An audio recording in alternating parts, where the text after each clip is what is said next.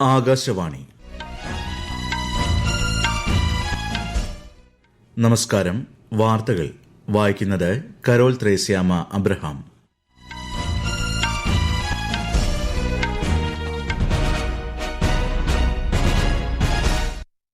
പ്രധാന വാർത്തകൾ. പ്രധാനമന്ത്രി നരേന്ദ്രമോദിയും ഫിലിപ്പീൻസ് പ്രസിഡന്റ് ഫെർഡിനാൻഡ് മാർക്കോസും ഇന്ന് ന്യൂഡൽഹിയിൽ കൂടിക്കാഴ്ച നടത്തും.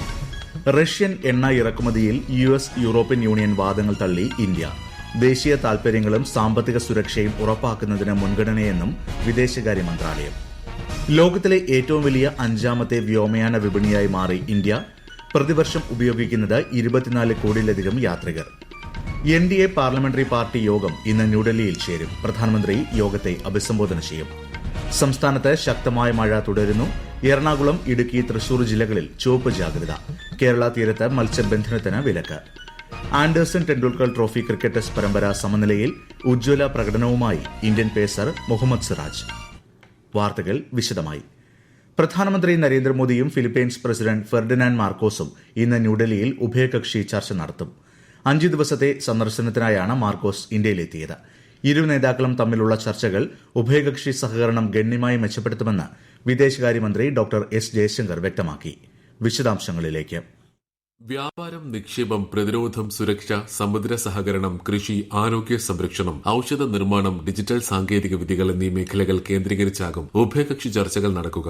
പ്രതിനിധിതല ചർച്ചകൾക്ക് ശേഷം പ്രധാനമന്ത്രി നരേന്ദ്രമോദിയും ഫിലിപ്പീൻസ് പ്രസിഡന്റ് ഫെർഡിനാൻഡ് മാർക്കോസിന്റെയും സാന്നിധ്യത്തിൽ വിവിധ മേഖലകളിലെ ധാരണാപത്രങ്ങളിൽ ഒപ്പുവയ്ക്കും. 2023-24 സാമ്പത്തിക വർഷം ഇരു രാജ്യങ്ങളും തമ്മിലുള്ള ഉഭയകക്ഷി വ്യാപാരം $3.5 ബില്യൺ ഉയർന്നു. ഇരു രാജ്യങ്ങളും തമ്മിലുള്ള പ്രതിരോധ സഹകരണവും സമീപകാലത്ത് കൂടുതൽ വിപുലമായിട്ടുണ്ട്. IT, തുണിത്തരങ്ങൾ, അടിസ്ഥാന സൌകര്യങ്ങൾ, രാസവസ്തുക്കൾ, വാഹന നിർമ്മാണം, കൃഷി തുടങ്ങിയ വിവിധ മേഖലകളിലെ ഇന്ത്യൻ കമ്പനികളുടെ സാന്നിധ്യം ഫിലിപ്പീൻസിൽ വർദ്ധിച്ചു വരികയാണ്.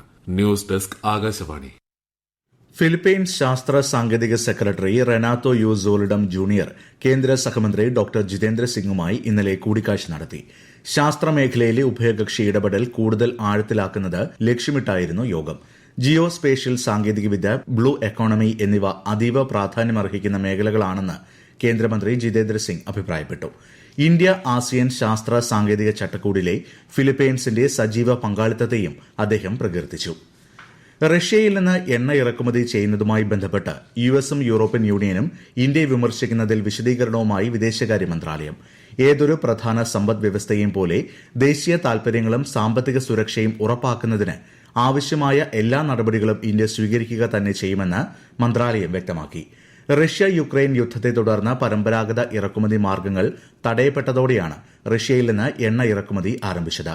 അമേരിക്ക ഇപ്പോഴും യുറേനിയവും വൈദ്യുത വാഹനങ്ങൾക്ക് വേണ്ട ഘടകങ്ങളും പ്രത്യേക രാസവസ്തുക്കളും വളങ്ങളും റഷ്യയിൽ നിന്ന് വാങ്ങുന്നുണ്ട്.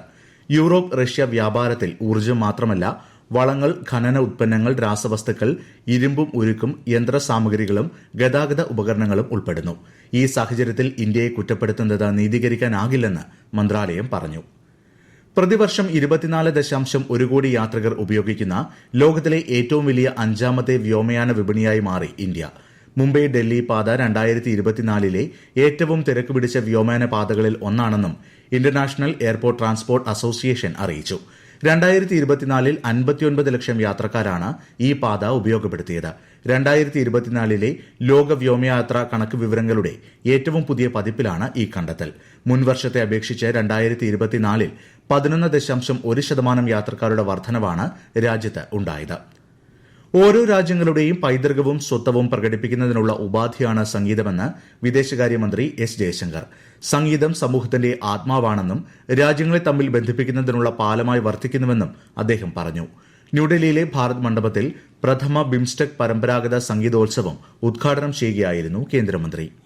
Music has always been a medium to connect amongst ourselves and with others. That it is understandably regarded as the soul of a society. When it comes to traditional music, like other forms of culture, music serves both as a bridge between nations and a powerful expression of their heritage and identity. ഇന്ത്യയ്ക്ക് പുറമെ BIMSTEC രാജ്യങ്ങളായ Bangladesh, Bhutan, Myanmar, Nepal, Sri Lanka, Thailand എന്നിവിടങ്ങളിൽ നിന്നുള്ള പ്രതിഭകൾ സംഗീത സായാഹ്നത്തിൽ കലാവിരുന്നൊരുക്കാൻ എത്തിയിരുന്നു. പ്രധാനമന്ത്രി നരേന്ദ്രമോദി നാളെ ന്യൂഡൽഹിയിലെ കർത്തവ്യ ഭവന്റെ ഉദ്ഘാടനം നിർവഹിക്കും. വൈകിട്ട് കർത്തവ്യ പഥിൽ നടക്കുന്ന പൊതുപരിപാടിയെ പ്രധാനമന്ത്രി അഭിസംബോധന ചെയ്യും. ആധുനികവും കാര്യക്ഷമവും പൌരകേന്ദ്രീകൃതവുമായ ഭരണം എന്നത് ലക്ഷ്യമിട്ട് സെൻട്രൽ വിസ്തയുടെ വിശാലമായ പരിവർത്തനത്തിന്റെ ഭാഗമായാണ് കർത്തവ്യ ഭവൻ ഉദ്ഘാടനത്തിന് ഒരുങ്ങുന്നത്. പ്രധാനമന്ത്രി മാതൃവന്ദന യോജനയുടെ പ്രത്യേക രജിസ്ട്രേഷൻ ഈ മാസം 15 വരെ നീട്ടിയതായി വനിതാ ശിശു വികസന മന്ത്രാലയം. അംഗൻവാടി, ആശാപ്രവർത്തകർ എന്നിവർ നയിക്കുന്ന വീട് തോറുമുള്ള ബോധവൽക്കരണ പരിപാടിയിലൂടെ ഗർഭിണികൾ, മുലയൂട്ടുന്ന അമ്മമാർ എന്നിവരുടെ സമയബന്ധിതമായ രജിസ്ട്രേഷൻ ഉറപ്പാക്കുകയാണ് ലക്ഷ്യം. ഈ വാർത്തകൾ ആകാശവാണിയിൽ നിന്ന്. ആകാശവാണി വാർത്തകളും വാർത്താ അധിഷ്ഠിത പരിപാടികളും all India radio news Thiruvananthapuram YouTube ചാനലിലും @all India radio news Thiruvananthapuram Facebook പേജിലും AIR ന്യൂസ് _ ഇൻസ്റ്റഗ്രാം അക്കൌണ്ടിലും @AIR ന്യൂസ് _ TVM X ഹാൻഡിലും ലഭ്യമാണ്. NDA പാർലമെന്ററി പാർട്ടി യോഗം ഇന്ന് രാവിലെ ന്യൂഡൽഹിയിൽ നടക്കും. ഇരു സഭകളിലെയും NDA അംഗങ്ങൾ യോഗത്തിൽ പങ്കെടുക്കും. പ്രധാനമന്ത്രി നരേന്ദ്രമോദി യോഗത്തെ അഭിസംബോധന ചെയ്യും. ബീഹാർ വോട്ടർ പട്ടിക പരിഷ്കരണ നടപടികളിൽ ചർച്ച വേണമെന്നാവശ്യപ്പെട്ട് പാർലമെന്റിൽ പ്രതിപക്ഷ പ്രതിഷേധം തുടരുന്നതിനിടെയാണ് ഈ നീക്കം. ലോക്സഭയിൽ ഇന്നലെയും പ്രതിപക്ഷ പ്രതിഷേധം. ഇന്നലെ ഉച്ചകഴിഞ്ഞ് സഭ വീണ്ടും സമ്മേളിച്ചപ്പോൾ പ്രതിപക്ഷ അംഗങ്ങളുടെ നിലപാടിൽ പാർലമെന്ററി കാര്യമന്ത്രി കിരൺ റിജിജു അതൃപ്തി രേഖപ്പെടുത്തി. ദേശീയ സ്പോർട്സ് ഗവേണൻസ് ബിൽ 2025, ദേശീയ ആന്റി ഡോപ്പിംഗ് ഭേദഗതി ബിൽ 2025 എന്നിവയിൽ ചർച്ച നടത്താൻ നേരത്തെ തന്നെ ധാരണ ആയിരുന്നതായി അദ്ദേഹം അറിയിച്ചു. അന്തരിച്ച മുൻ ജാർഖണ്ഡ് മുഖ്യമന്ത്രിയും നിലവിലെ എംപിയുമായ ഷിബു സോറന് ഇന്നലെ രാജ്യസഭ ആദരാഞ്ജലികൾ അർപ്പിച്ചു. ഗോത്രവർഗ വിഭാഗങ്ങളുടെ ഉന്നമനത്തിനായി നിസ്തുല സേവനം കാഴ്ചവെച്ച നേതാവായിരുന്നു അദ്ദേഹമെന്ന് രാജ്യസഭ ഉപാധ്യക്ഷൻ ഹരിവൻഷ് പറഞ്ഞു. ചൈന ഇന്ത്യൻ ഭൂപ്രദേശം കയ്യേറിയെന്ന കോൺഗ്രസ് നേതാവ് രാഹുൽ ഗാന്ധിയുടെ പരാമർശത്തെ വിമർശിച്ച് പാർലമെന്ററി കാര്യമന്ത്രി കിരൺ റിജിജു. അടിസ്ഥാനരഹിതമായ അവകാശവാദത്തിനെതിരെ നൽകിയ മാനനഷ്ട കേസിൽ സുപ്രീംകോടതി ശ്രീ രാഹുൽ ഗാന്ധിക്കെതിരെ ശക്തമായ നിരീക്ഷണങ്ങളാണ് നടത്തിയിരിക്കുന്നതെന്ന് ന്യൂഡൽഹിയിൽ മാധ്യമങ്ങളോട് സംസാരിക്കവെ ശ്രീ റിജിജു വ്യക്തമാക്കി. സുപ്രീംകോടതിയുടെ നിരീക്ഷണം ഉചിതവും സംയോജിതവുമാണെന്നും അദ്ദേഹം അഭിപ്രായപ്പെട്ടു. കേരളത്തിൽ ശക്തമായ മഴ തുടരുന്നു. എറണാകുളം, ഇടുക്കി, തൃശൂർ ജില്ലകളിൽ ഇന്ന് അതിതീവ്രമായ മഴയ്ക്ക് സാധ്യതയുണ്ടെന്ന് കേന്ദ്ര കാലാവസ്ഥാ വകുപ്പ് അറിയിച്ചു. ആകാശവാണി പ്രതിനിധി M. സ്മിതി നൽകുന്ന റിപ്പോർട്ട്. എറണാകുളം, ഇടുക്കി, തൃശൂർ ജില്ലകളിൽ ചുവപ്പ് ജാഗ്രത പുറപ്പെടുവിച്ചിട്ടുണ്ട്. പത്തനംതിട്ട, ആലപ്പുഴ, കോട്ടയം, പാലക്കാട്, മലപ്പുറം ജില്ലകളിൽ ഇന്ന് ഓറഞ്ച് ജാഗ്രതയുമുണ്ട്. മറ്റ് ജില്ലകളിലെല്ലാം മഞ്ഞ ജാഗ്രതയാണ് പ്രഖ്യാപിച്ചിട്ടുള്ളത്. കേരള തീരത്ത് 40 മുതൽ 50 കിലോമീറ്റർ വരെ വേഗതയുള്ള ശക്തമായ കാറ്റിന് സാധ്യതയുണ്ടെന്നും മീൻപിടുത്തക്കാർ കടലിൽ പോകരുതെന്നും അധികൃതർ നിർദ്ദേശിച്ചു. Anderson Tendulkar trophy cricket test പരമ്പര സമനിലയിൽ. ഓവലിൽ നടന്ന 5ാം മത്സരത്തിൽ 6 റൺസിനാണ് ഇംഗ്ലണ്ടിനെ ഇന്ത്യ കീഴടക്കിയത്. ഇതോടെ പരമ്പര സമനിലയിലാക്കാൻ ഇന്ത്യയ്ക്ക് കഴിഞ്ഞു. 2ാം ഇന്നിംഗ്സിൽ 5 വിക്കറ്റുകൾ വീഴ്ത്തിയ മുഹമ്മദ് സിറാജിന്റെ ഉജ്ജ്വല ബൌളിംഗാണ് ഇന്ത്യയെ വിജയത്തിലേക്ക് നയിച്ചത്. സിറാജാണ് കളിയിലെ താരം. ഓരോ പന്തും എറിയുന്നത് തനിക്ക് വേണ്ടിയല്ലെന്നും രാജ്യത്തിനു വേണ്ടിയാണെന്നും വിജയത്തിൽ നിർണായക പങ്കുവഹിച്ച ഇന്ത്യൻ പേസർ മുഹമ്മദ് സിറാജ് പറഞ്ഞു. You play for the country, you give everything, don't think too much. You bowl your 6th over, you bowl your 9th over. I don't care. I believe myself, you bowl every ball for the country, not for myself. Play for the country, give it everything, rest of the match. ശുഭാൻ Gill, Harry brook എന്നിവരെ പരമ്പരയിലെ താരങ്ങളായി തിരഞ്ഞെടുത്തു. പ്രേം നസീറിന്റെ മകനും നടനുമായ ഷാനവാസ് അന്തരിച്ചു. 71 വയസ്സായിരുന്നു. മലയാളം, തമിഴ് ഭാഷകളിലായി 96 സിനിമകളിൽ അഭിനയിച്ചിട്ടുണ്ട്. നായക, വില്ലൻ വേഷങ്ങളിൽ തിളങ്ങിയ നടനായിരുന്നു ഷാനവാസ്. വൃക്കരോഗബാധിതനായിരുന്ന അദ്ദേഹത്തെ ഇന്നലെ രാത്രി 7 മണിയോടെ തിരുവനന്തപുരത്തെ സ്വകാര്യ ആശുപത്രിയിൽ പ്രവേശിപ്പിച്ചെങ്കിലും 12 മണിയോടെ മരിക്കുകയായിരുന്നു.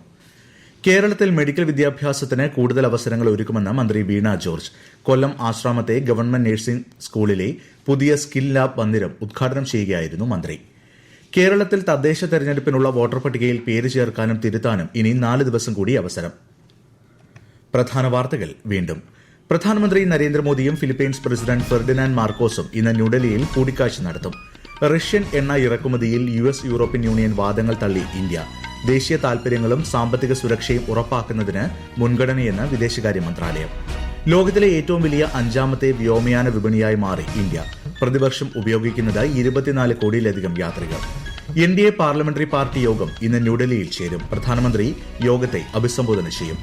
സംസ്ഥാനത്ത് ശക്തമായ മഴ തുടരുന്നു. എറണാകുളം, ഇടുക്കി, തൃശൂർ ജില്ലകളിൽ ചുവപ്പ് ജാഗ്രത. കേരള തീരത്ത് മത്സ്യബന്ധനത്തിന് വിലക്ക്. Anderson Tendulkar trophy cricket test പരമ്പര സമനിലയിൽ. ഉജ്ജ്വല പ്രകടനവുമായി ഇന്ത്യൻ പേസർ മുഹമ്മദ് സിറാജ്. വാർത്തകൾ കഴിഞ്ഞു. അടുത്ത വാർത്താ പ്രക്ഷേപണം ഉച്ചയ്ക്ക് 12:30.